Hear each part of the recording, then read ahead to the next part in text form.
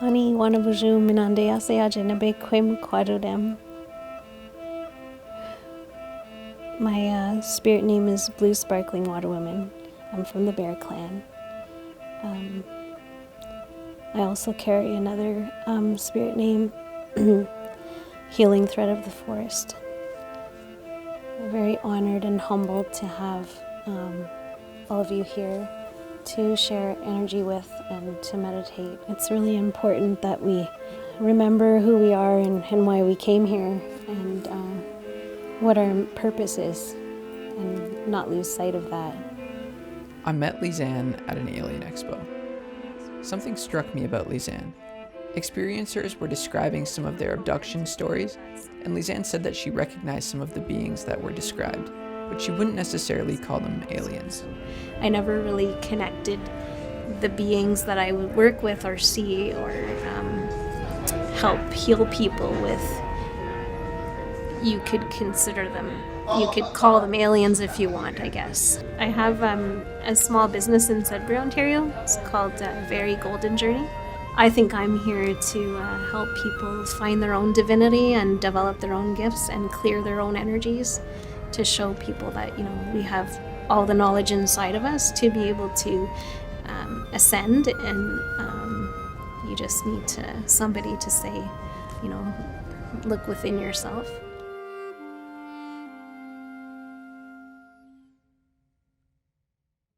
After hearing Lazanne's story that day, I was intrigued by her work and her encounters. I rounded up a few friends and we drove to Sudbury to learn more about her story.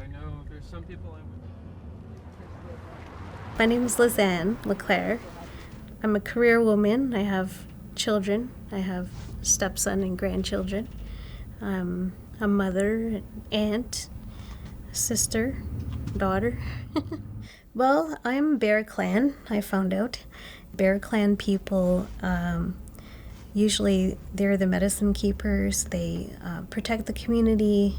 You know how a bear has a large area to cover, and it kind of walks the perimeter and, makes sure everything's okay.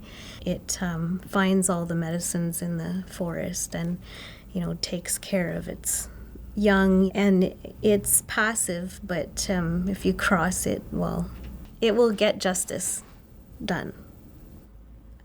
Lazanne's Bear Clan traits shine in her own business, Vere Golden Journey, where she creates workshops which include native traditional teachings and spirituality to assist people with anger, anxiety, grief, self-harm, and reconnection to self and nature. I think most people have trauma, whether they know it's there or not. It could be buried.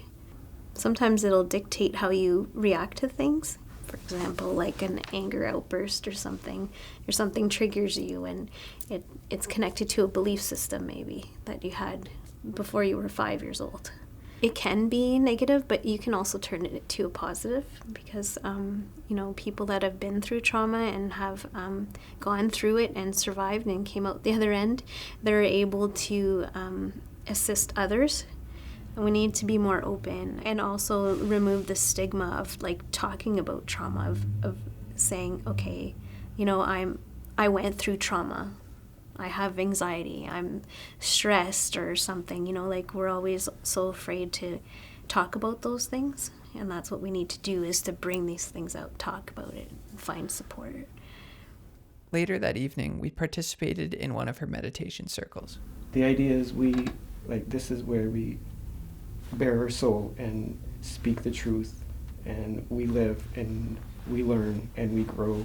And we're all here to help each other out. This is a place of self-discovery, and this is where you find your strength. And sometimes you don't realize your strength. Looking forward to meditation and see what happens, but that's my part. Language. We're going to do chanting in the beginning, where we chant through our energy centers, through our chakra system. And we do that because some of the guides and benevolent beings and ascended masters and ancestors, some of them can't come down to 3D to work with you. It's dense here and difficult. I wanted to know more about how Lazanne got here. What inspired her to do this sort of healing and spiritual work in the first place? We sat down and talked about her history. Lazanne's mother was a victim of the baby scoop in Canada during the 70s.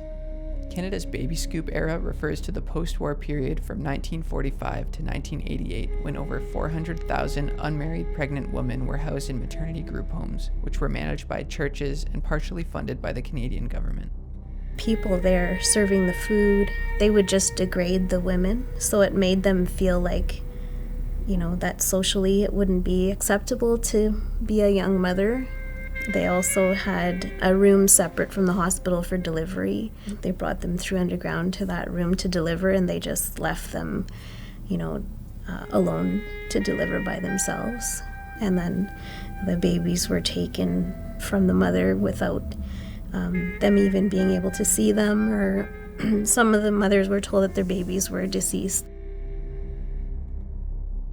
My adopted family, they decided to put their names to adopt, and they were super excited when they got the call that there was a baby to adopt. It was difficult because I have a lot of psychic gifts, and my adopted family do not, and had a hard time understanding the things I was saying or doing.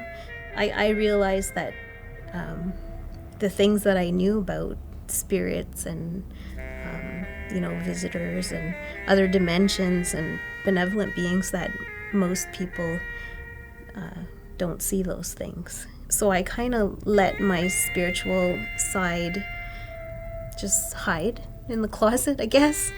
But when I had my near-death experience, I was reminded why I was here.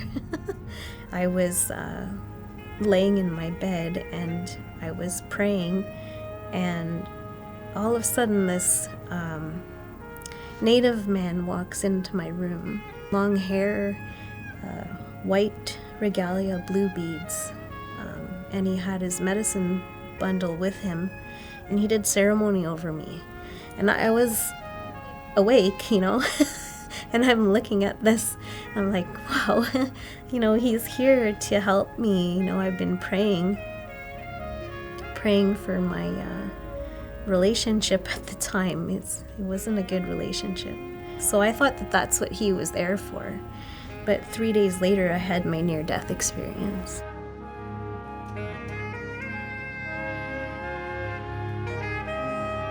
At first, I was just sitting somewhere at a table with a chair and looking at pictures, like Polaroid pictures. They were black and white. I was the only one looking at it going, oh, I remember that. That was a good time, Then there was another, oh yeah, I remember that too, that was a nice time in my life too. I was really young then. And then another one, and I was like, oh, I didn't do very good in that situation. I probably could have done something better, I'm kind of a little bit ashamed of that. And before that one flipped over, I said, wait a minute, am I dead? I just, why else would I be seeing moments of my life, right? So I just said that, am I dead? And as soon as I said that, that whole thing disappeared. And I was standing in front of a portal with that guide.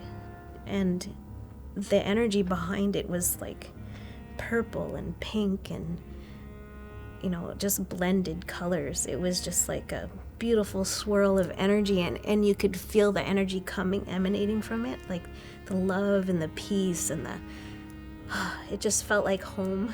It was just, I could feel it right behind him. And I said to him, am I dead? And he said, well, you could be. I said, oh. And I said, what do you mean? And he said, well, you can come with me now, here, or you can go back. But if you go back, you need to do Creator's work. And I thought about it for a moment, and I didn't know what that meant. And so I said, well, I need to think about it. So I went around my house and I looked at all of my kids sleeping in their beds. And I just looked at them and I just thought, I don't want them to wake up without a mom in the morning. I don't want, them to be raised alone by my ex-husband. I want to be there. So I told the guide, okay, I'll do creator's work. And as soon as I said that, bang, I was back. The next morning, we met up with Lazanne for a pipe ceremony at dawn. Lazanne had a few last words to share before our departure. Although I talk about living in the present, I still hope for things in the future, like the ascension of the earth and humanity changing their perspective on things.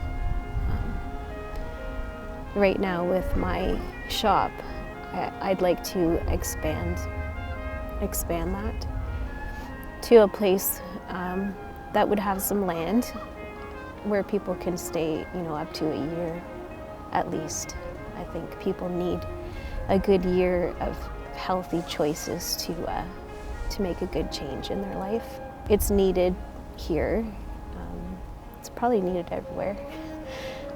And I want to name it after a friend I lost to fight with mental health issues.